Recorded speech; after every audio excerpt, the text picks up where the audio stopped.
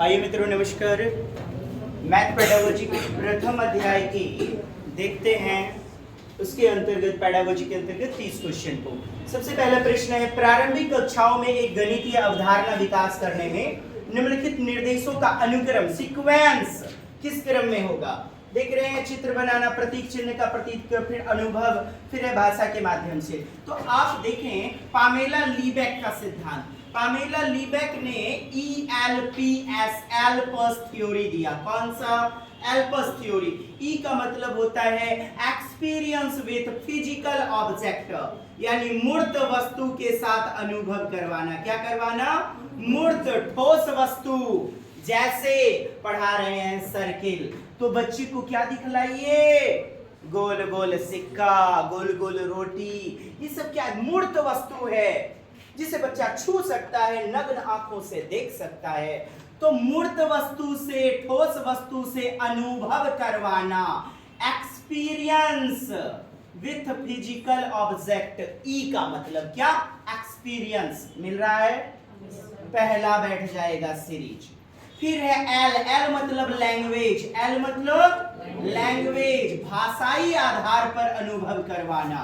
तो भाषा देखिए किधर 2 नंबर पे है, मतलब चारों ओर से वृत्ताकार जो हो वह क्या है? सर्कुलर शेप जो होती है। हम भाषा कहानी या शब्दों के माध्यम से, भाषा कहानी या शब्दों के माध्यम से करते हैं वर्णन उस अनुभव का, ठोस वस्तु का।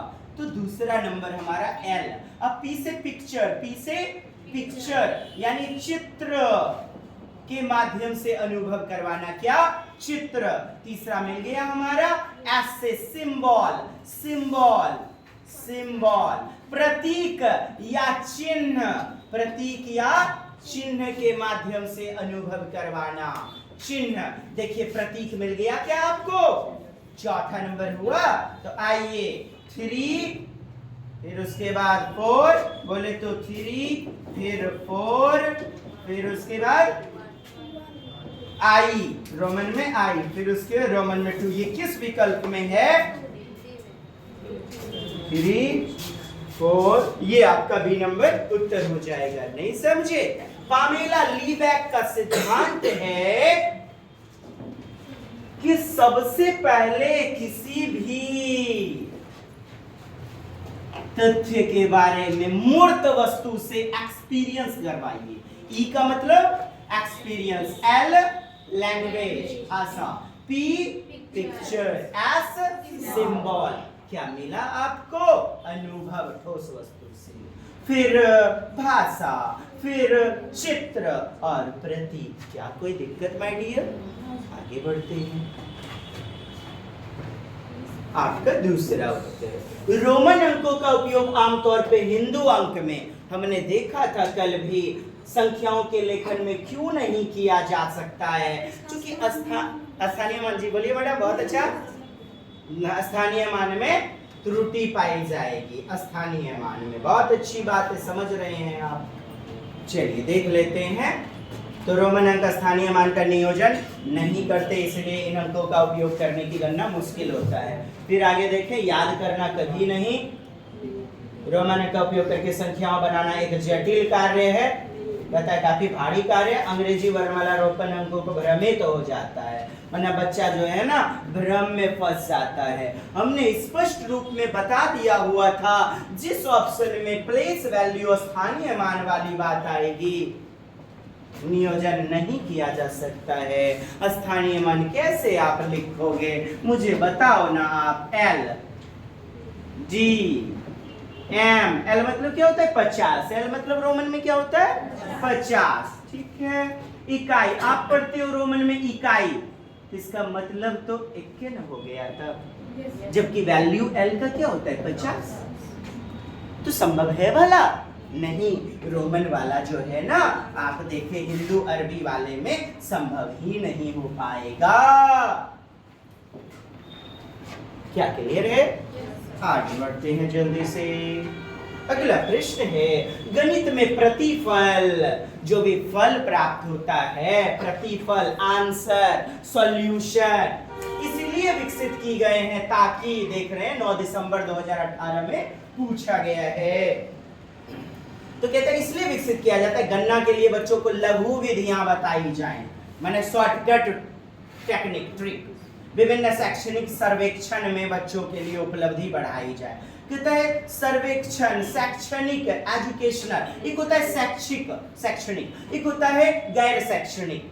जैसे शैक्षणिक कॉपी किताब इतिहास भूगोल नागरिक से संबंधित, एक होता है को स्कॉलास्टिक को करिकुलर, मतलब खेल कूद ललित कला नुक्कड़ नाटक निबंध सब कुछ क्या कहलाएगा गैर शैक्षिक। और बच्चे को करिकुलर को करिकुलर, स्कॉलास्टिक को स्कॉलास्टिक, शैक्षणिक सह शैक्षणिक दोनों गतिविधि करवाएंगे तब होगा क्या सर्वांगीण चहुमुखी वर्सेटाइल ऑल ओवर डेवलपमेंट।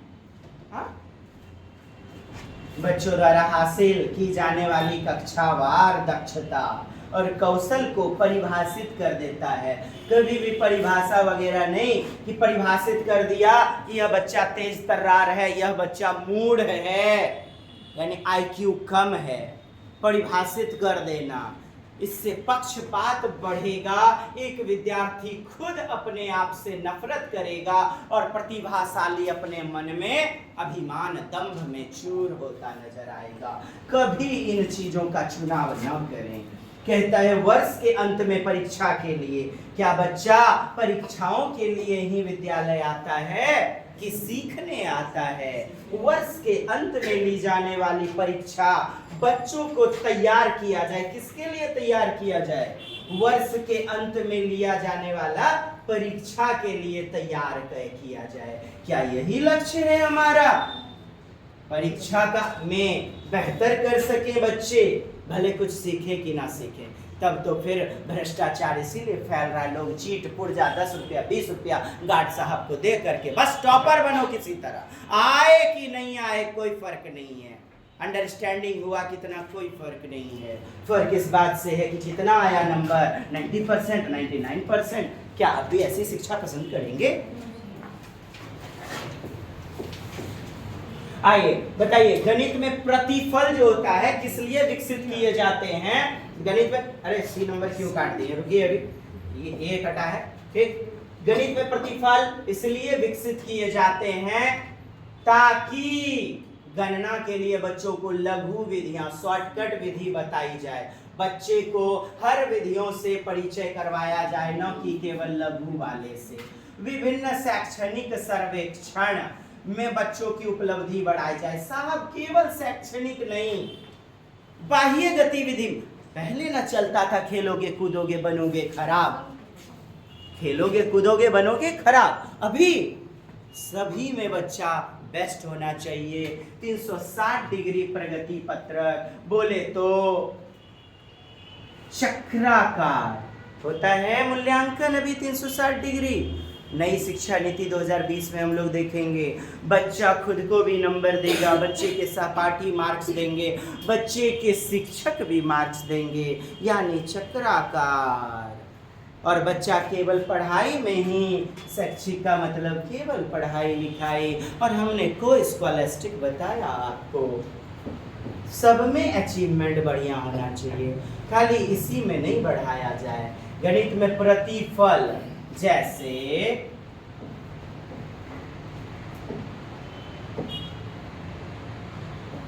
दो से भाग दीजिए, प्रतिफल प्राप्त हो जाएगा। बच्चों द्वारा हासिल किया जाने वाला, बच्चों द्वारा प्राप्त किया जाने वाला प्रतिफल, फिर ये आपने समझा। अब आगे देखिए, रिजल्ट कार्ड, रिपोर्ट कार्ड या पोर्टफोलियो।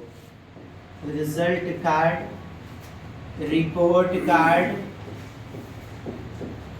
प्रतिफल इसीलिए विकसित की गए हैं बच्चों में हासिल, बच्चों द्वारा हासिल किया जाने वाला क्लास टू क्लास का रिपोर्ट, दक्षता और कौशल। अरे बाबा, कौशल दिया गया है। एक बार मैंने बोला यहाँ परिभाषित, ठीक बात है, लेकिन कौशल दिया जा रहा है। कल भी तो हमने बताया कौशल शब्द जहां जुड़ेगा वहां रुकिए। कौशल, स्किल को डेवलप करना, स्किल को परिभाषित किया जाए, न कि बच्चों को कि बच्चा मूढ़ बुद्धि का है या तीव्र बुद्धि का है।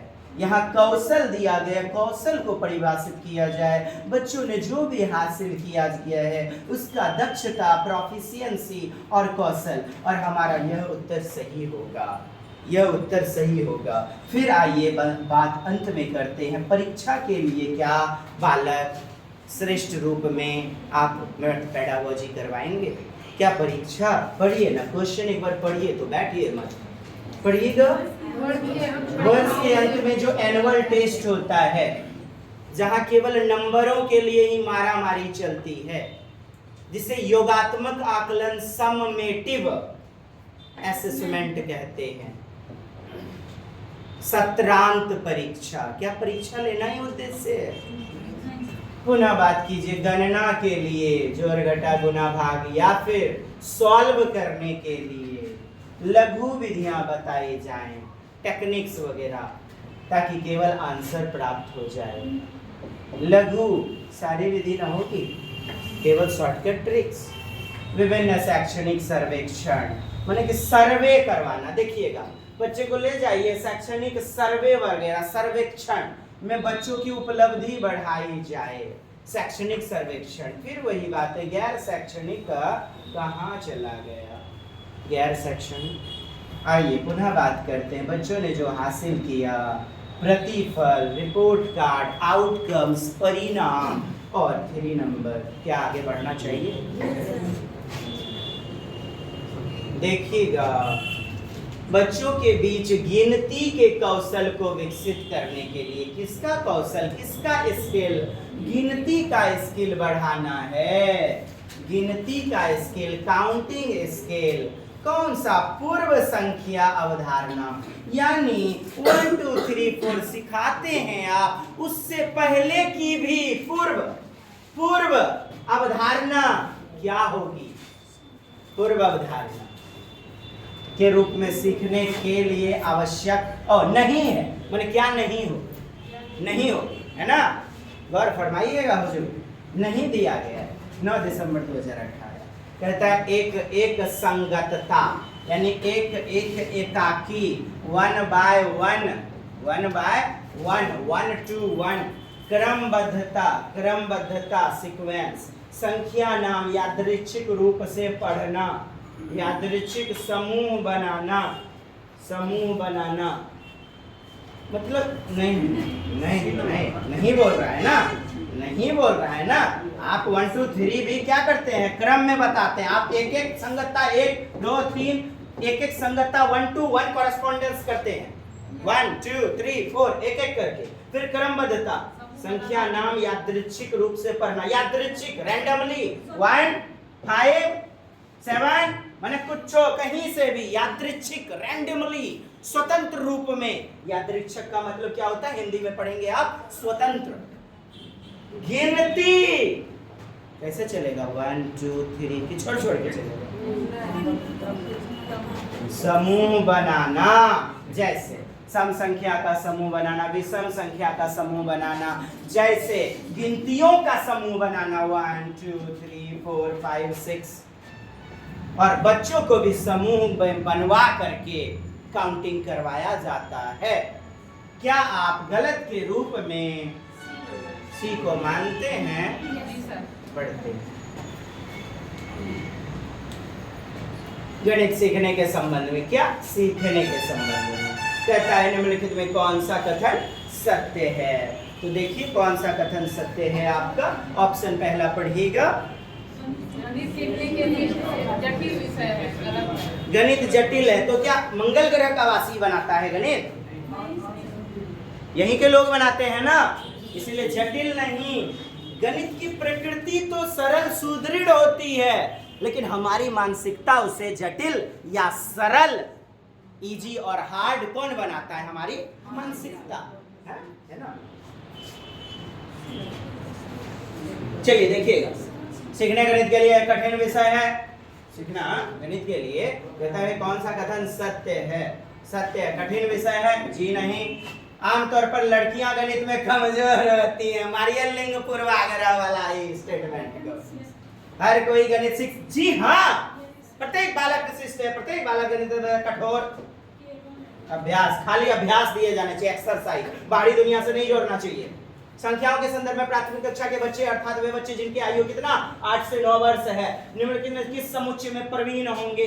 किस समुच्चय में प्रवीण होंगे? आप सुनिए, मास्टरी ओरिएंटेड गोल जो होता है उसके बारे में समझिए। ऑनलाइन परीक्षा में खूब यह प्रश्न पूछा गया है। और हमारा देखिएगा हैंड रिटन नोट्स, उसमें हमने स्पष्ट वर्णन किया हुआ है। क्या? गिनती का कॉन्सेप्ट सिखाने के लिए सबसे पहले बच्चों में, बोलिए पहले, गिनती को ही कहते हैं पंक्तिबद्धता। बोलिए, वरना 13वां 14वां पेज निकालिएगा तो आपको दिख जाएगा। पंक्तिबद्धता क्या? गिनती को ही कहते हैं पंक्तिबद्धता। अच्छा, अंत में क्या आता है? प्रतिवर्तता माने बैक काउंटिंग भी बच्चा फिर सीखने के बाद ना सीखने लग जाता है। बैक काउंटिंग रिवर्स करके, जैसे मन तैसे, कि 10 बड़ा है कि 12 बड़ा है, बताओ 10 बड़ा कि 12 बड़ा? इसी को तो हम रिवर्स करना कहेंगे। क्या कहेंगे? प्रतिवर्तता। क्या कहेंगे? प्रतिवर्तता का मतलब समझे? यह अंत में आता है। फिर वर्गीकरण, पंक्तिबद्धता बोले तो गिनती, फिर हम लोग क्या करते हैं? वर्गीकरण वगैरह कर लेते हैं। वर्गीकरण का मतलब क्या होता है?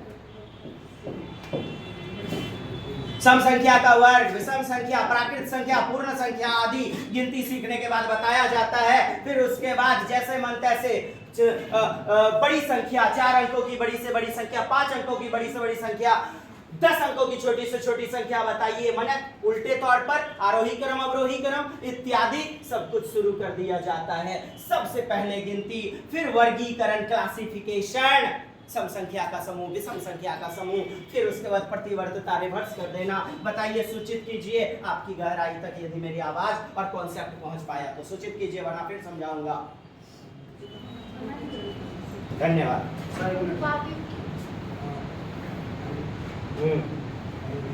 जल्दी, मजाक नहीं चल रहा है। क्या?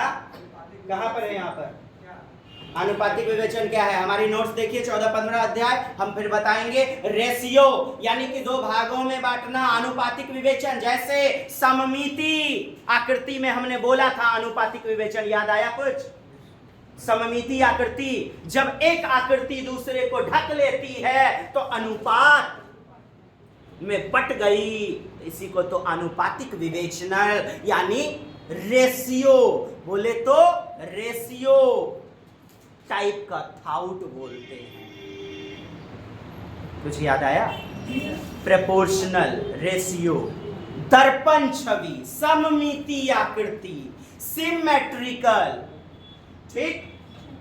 और नहीं तो हमारा वो भी वीडियो देखें, और नहीं तो इंतजार करें, इसी नोट्स में हमने उस वाले हैंड रिटन में अनुपातिक विवेचन, सममिति आकृति, जैसे आपका आयत को कितनी रेखा काट सकती है बराबर भागों में, जैसे प्रश्न आपके पूछे जाते हैं।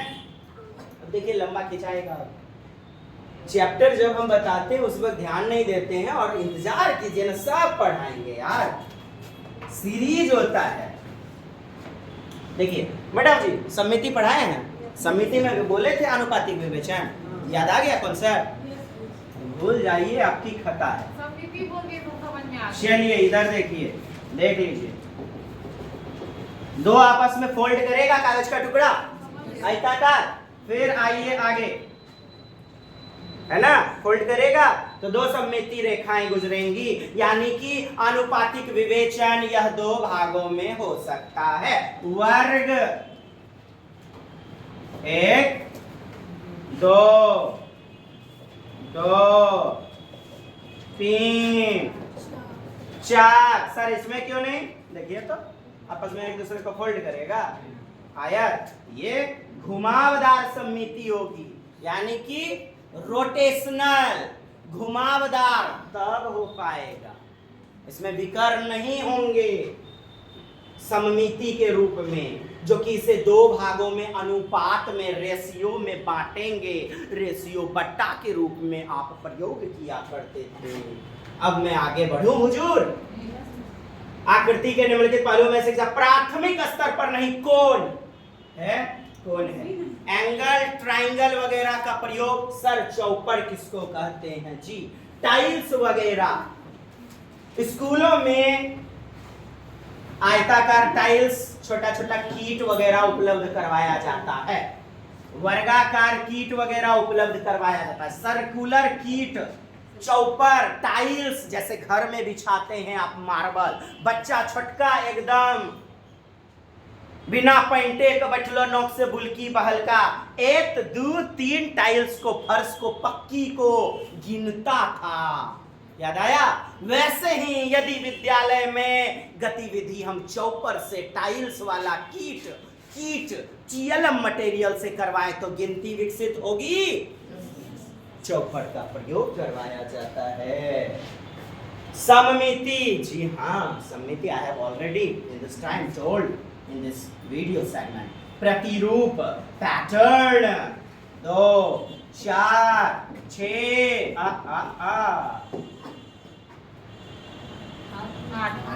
8 प्रतिरूप, आरोही क्रम, अवरोही क्रम, संख्या श्रृंखलाएं, सीक्वेंस का प्रयोग करवाया जाता है। Excuse me, 4 excuse me, 9 16 25 hello,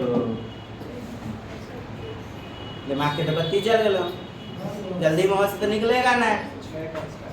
1 1 में 1 2 2 4 3 3 9 4 चौके 16 5 5 25 6 6 के पैटर्न नहीं तो क्या है ये, मार दे नहीं जो बोल रहा है। समबाहु, त्रिभुज, समबाहु, त्रिभुज वगैरह छठे क्लास से बिहार बोर्ड में शुरू होगी आपकी, और सीबीएसई में देखते हैं हम, आईसीआईसी बोर्ड में तो 5वें में शुरू हो जाता है। लेकिन अपन को प्राथमिक स्तर पर कौन सा नहीं, आकृति के लिए पहलू, तो आपको कोण याद रख लेना है, एंगल। बढ़ो आगे, 30 क्वेश्चन करवाना है, करवा लीजिए तो आपकी इनायत, वरना मैं अधूरे में ही छोड़ दूंगा। राष्ट्रीय प्राथमिक उद्देश्य, एनसीएफ 2005 का उद्देश्य नहीं, क्या नहीं, तो देख लीजिए ना क्या नहीं है। गणित में उच्चतर है बल्ले, छोटी बच्चा अमूर्त चिंतन, उच्चतर पढ़ाई की तैयारी करवाना, कौन नहीं होगा, पढ़ाया था यही नहीं होगा। जिंदगी के साथ बाह्य जिंदगी से जोड़ना चाहिए, समस्या समाधान, प्रॉब्लम सॉल्विंग को प्रोत्साहन, मोटिवेट करना चाहिए। तर्क संगत, एक कॉन्सेप्ट दूसरे से संगत, रिलेटेड, जैसे तर्क को संगत कीजिए, को रिलेट कीजिए, संगत एक चीज को दूसरे से जोड़ना, बाहरी जीवन के बहुत सारे उदाहरण वाले विचार को प्रोत्साहित करना चाहिए। पढ़ा रहे हैं रेक्टेंगल, रेनो कैसा लगा आकृति रे, है घरों के एलईडी है सर जी, लगता है इसमें आपने तर्क संगत किया, को रिलेट किया, क्या नहीं है, उच्चतर देखिए, अमूर्त वगैरह। गणित में भयभीत होना, डर और असफल होने के लिए क्या मेन कारण नहीं है, यानी कौन बेहतरीन पॉजिटिव है, क्या पूछा प्रश्न ने, मेन कारण नहीं है, खोज लीजिए ना, जल्दी बताइए। कहता है कक्षा कक्ष के अनुभव, काहे अनुभव, प्रतीकात्मक संकेत, गणित की संरचना, लैंगिक भेद, लिंग भेदभाव वगैरह, यानी वो लड़का है वो लड़की है, इसलिए लोग ना असफल हो रहे हैं, इसलिए लोग क्या हो रहे हैं ना, गणित नहीं सीख रहे हैं, गणित में भयभीत हो रहे हैं। क्वेश्चन क्या है, भयभीत होना और डरना, एक कारण नहीं है, मेन वाला जो कारण नहीं है आपका वो आपको बताना है। बताइए, क्या लड़का होना लड़की होना ये कारण हो सकता है कि लड़कियों को होम साइंस लेना चाहिए और लड़कों को साइंस लेना चाहिए? नहीं हो सकता है। मेन वाला, और भी हो सकते हैं लेकिन मुख्य वाला आपको चुनना है। बड़े आगे क्या कर्ण भाई, लिंग पूर्वाग्रह मेन होता है। पूरी जिंदगी क्या कहा जाता है, तुम घर का पोछा लगा, तुम पटना नहीं जाओगी पढ़ने के लिए, तुम जींस पैंट नहीं पहनोगी।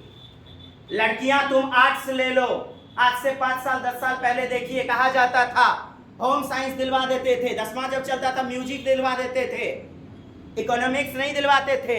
एडवांस कौन पढ़ता था 10वां में, मैथ, लड़के। तो मेन चीज क्या नहीं है, गणित में जो डर लगता है बच्चे असफल होते हैं, मेन चीजें क्या नहीं है,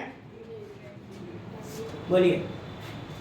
चलिए ठीक, मुस्कुराइए, आपको मुस्कुराने में समय नहीं दे पाएंगे। देखिए गणित में त्रुटियों का एक महत्वपूर्ण भूमिका है। पूछना है जल्दी पूछ लीजिए, मुस्कुराना नहीं, जल्दी पूछ लीजिए, बस अभी भी गाड़ी रुकी हुई, जल्दी पूछ लीजिए। त्रुटियों का एक महत्वपूर्ण भूमिका है, यह कथन है गणित में त्रुटियां होती हैं, आप एक शिक्षक है शिक्षिका हैं, महत्वपूर्ण भूमिका। गलत, क्योंकि गणित में त्रुटियों का कोई स्थान नहीं है। यानी आपने जीवन में कोई गलती नहीं की थी, जो मास्टरवा पढ़ा रहा है ना वह ऐसे आ गया 100 से एकदम मुरी उठा करके बिना गलती कैले। गणित में कोई स्थान नहीं है, गलत, क्योंकि त्रुटियां लापरवाह, वो बच्चा जो गलती करता है ना वो लापरवाह है, गैर जिम्मेदार है, केयरलेस है, वो चीज केयरलेस। गलतियों का यही मतलब है। अरे गलतियों का मतलब है बच्चों का चिंतन का स्तर पता चलना। क्या? चिंतन का स्तर पता चलना, बच्चे कैसे सीख रहे हैं यह पता चलना। गलतियां थॉर्नडाइक ने दिया त्रुटि एवं प्रयास का सिद्धांत, एरर एंड ट्रायल मेथड, और कहा ये गलतियां ही हमें चलना सिखाती हैं, गलतियों से अनुभव मिलता है और आगे चल के प्रयास करते करते वो गलतियां सुधर जाती हैं। पहले हम हर्षुकार को दुर्गुकार बना देते थे, बी को डी, 6 को 9 लिख देते थे। त्रुटियां हुई, सीखने को मिला, प्रयास करते करते सुधर गई त्रुटियां। त्रुटियां चर होती हैं, बोलिएगा, अस्थिर होती हैं, बदलने वाली होती हैं, बोलिएगा, बदलने वाली होती हैं। क्या त्रुटि जीवन भर चलते रहता है? एक जैसा वाला त्रुटि, अलग अलग त्रुटियां होती हैं लेकिन एक जैसी त्रुटि जीवन पर्यंत चलती है क्या? ठीक, सही है, क्योंकि ये बोध, अंडरस्टैंडिंग, समझ बढ़ाती है, बोध कराती है। पीछे क्वेश्चन में न रहे, आगे बढ़े वरना फंस जाइएगा। देवराज सर जिंदा रहेंगे इस क्लास के बाद भी। एक बात समझनी है, अरे सर यहाँ से उतरते फिर रहता है, इतनी बात समझ में मेरे प्रिय लोगों को नहीं आती है। अब ये क्वेश्चन नहीं समझ रहे हैं, 1000 की बात बताए जो अच्छे अच्छे शिक्षक नहीं बताते हैं, फिर भी नहीं समझ में आती है। बुरा लगता है दोस्त, जैसे आपको लगता होगा। ध्यान यहाँ दीजिए, गलत कहता है सही है, क्योंकि ये बोध कराती हैं, पता करवाती हैं कि बच्चे ना गणित की कॉन्सेप्ट, अवधारणा किस प्रकार रचना करते हैं। सही, क्योंकि ये विद्यार्थियों को उनके प्राप्तांक, नंबर के विषय में बताती है, सूचना देती है, फीडबैक देती है। फीडबैक का मतलब प्रतिपुष्टि, क्या नंबर के लिए, रिजल्ट के लिए। एक बालक को पठन पाठन का कार्य मुख्य रूप से करवाना चाहिए? नहीं, मेन लक्ष्य नहीं है ये, वहां उद्देश्य से पूछा जाए। आइए, गणितीय संचारण उल्लेख करता है गणितीय विचारों को समाहित और संगठित करने की दक्षता। गणितीय संचारण, जैसे यहां पानी रखा हुआ है, धूप पड़ेगा तो वह पानी इधर उधर संचरित होगा। क्या होगा? कन्वेक्शन होगा, इधर उधर क्या होगा? संचारित होगा, इधर उधर फैल जाएगा। उसी प्रकार ज्ञान का इधर उधर फैल जाना, और कहीं समाज से सीख लिए, कभी हिंदी से, कभी दादा से, दादी से, गणित आदि का कॉन्सेप्ट संचरित होते रहता है। मस्तिष्क में अवधारणा विकसित होते रहती है। संचारण का मतलब समझा आपने? तो करता है, तो क्या बोलता है गणितीय संचारण? जो इधर उधर से संगठित करेगा नॉलेज को सब जगह से, गणितीय विचारों को, थाउट को समाहित, संगठित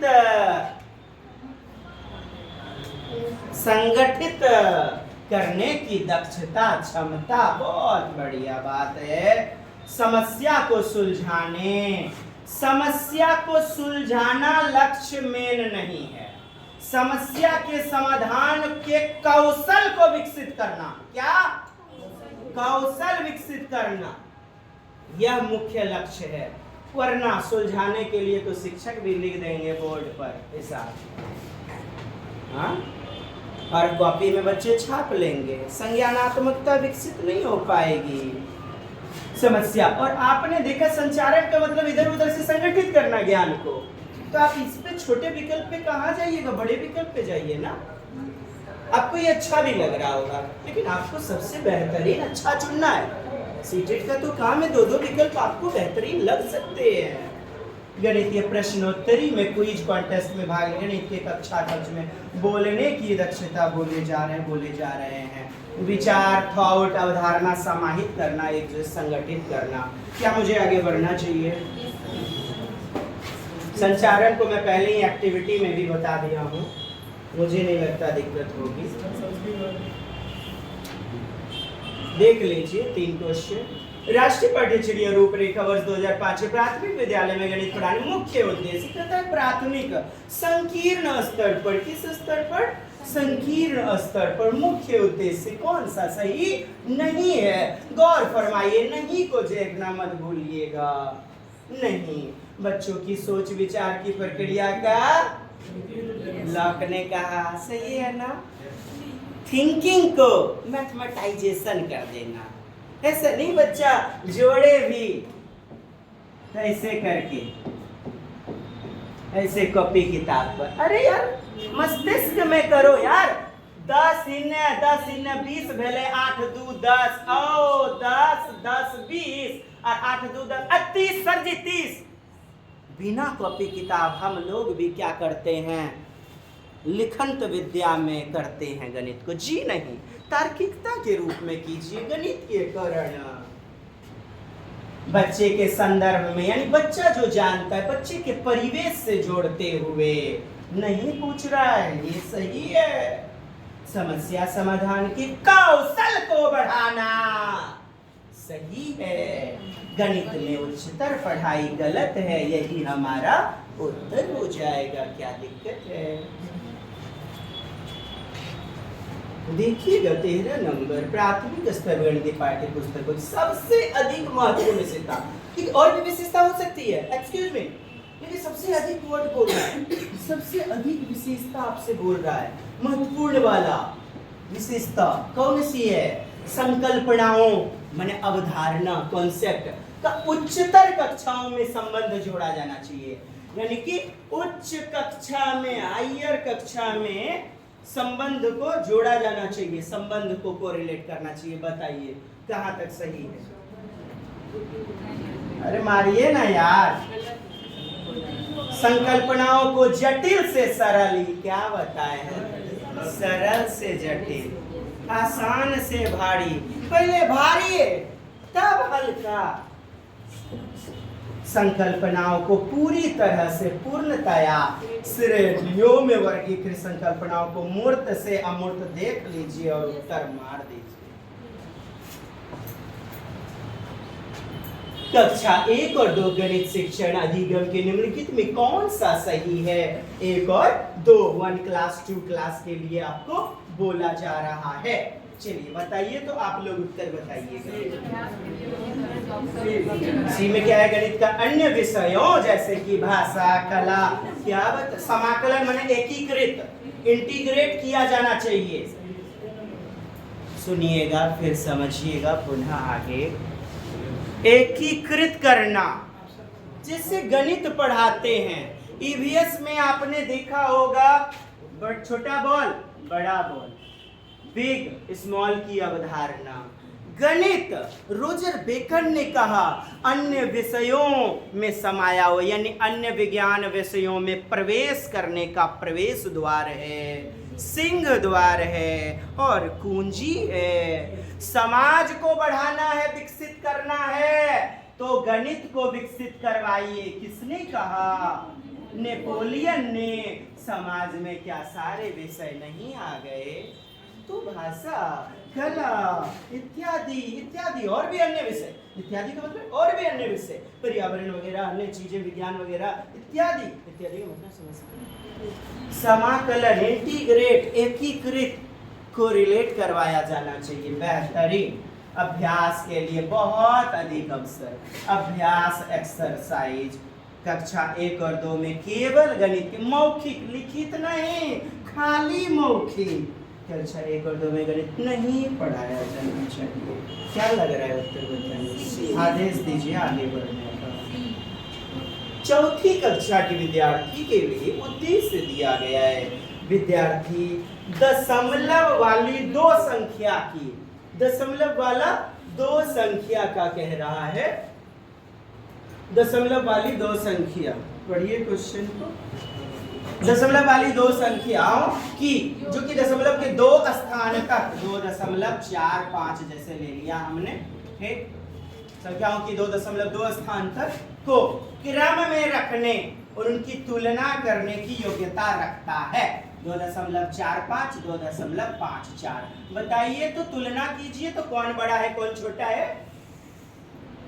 तुलना कीजिए तो कौन बड़ा है कौन छोटा है? कौन बड़ा है बताइए तो? बड़ा कौन है? नीचे वाला बड़ा है। अच्छा जी, 2 दशमलव उड़ाइए तो 245 रुपये का 100 मुंडा में बांटना है। कितना मुंडा में, कितने लोग में? और 254 लोगों रुपया को कितने लोगों में बांटना है? सर 100 कैसे आया? दशमलव उड़ाइए। अब बताइए किसको ज्यादा हिस्सा मिलेगा, इधर की इधर? ऊपर। तो बड़ा कौन हुआ? अरे जितनी बड़ी रोटी होगी, शेयरिंग तो उतने ही लोग हैं, 100 तो उतना लोग ना। अरे कद्दू कटेगा, बड़का कद्दू तो सब में बड़ा बटेगा ना। अरे बड़ा कद्दू कटेगा, बड़ा बड़ा सब में बटेगा। इतना कॉन्सेप्ट नहीं बुझाया? हाँ, बड़ा ये है तो हम तुलना करने की योग्यता रखता है कोई बच्चा, तो कहता है अधिगम का उद्देश्य उल्लेख है। प्रक्रियात्मक ध्येय यानी प्रोसीड्यूरल कंसंट्रेशन ध्येय, सुव्यवस्थित ध्येय, सुव्यवस्थित सिस्टमैटिक, सामाजिक ध्येय, समाज से जुड़ा हुआ, विषयात्मक ध्येय, विषयात्मक। देखिए यहाँ पर एक फिक्स पॉइंट दे दिया दशमलव वाला। ऐसा नहीं कह रहा है कि गणित में सब कुछ आ गए, यहाँ एक विषय से जुड़ा हुआ है। आइए मैडम के लिए जोरदार तालियां। 105 नंबर, यशस्वी भव महादेव कल्याण करें। चेहरा तो दिखाइए, हुजूर आप आए। 105 नंबर इस बार सीटेट में मैडम ने प्राप्त किया है। पुनः एक बार मैडम के लिए जोरदार तालियां। और 1 मिनट हम लोग जो है ना कुछ मैडम के मुखारबिंद से मोटिवेटेड भाषा सुन लेंगे, है ना। तो विषय से जुड़ा हुआ है दशमलव, मार दीजिए आपका डी नंबर। और आज की सभा यहीं तक संपन्न करने की इजाजत दीजिए। धन्यवाद। जय हिंद, जय भारत, वंदे मातरम।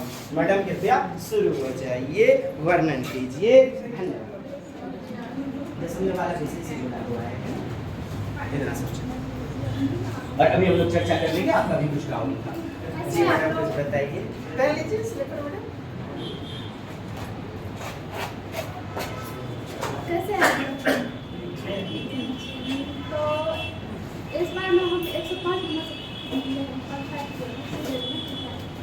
और यही बोलते हैं कि सर का पढ़िए और अच्छे से पढ़िए और कंटिन्यू रहिए क्लास में, क्लास में सब्जेक्ट कंटिन्यू इधर उधर मत भटकिए, क्योंकि हम भी इधर उधर थोड़ा सा भटके थे और इससे कोई फायदा नहीं होता है ज़्यादा। सर का क्लास कीजिए और क्या हमको तो ज़्यादा एक्सपीरियंस नहीं है उतना बोलने का या कुछ भी, बस कंटिन्यू रहिए क्लास में सब लोग।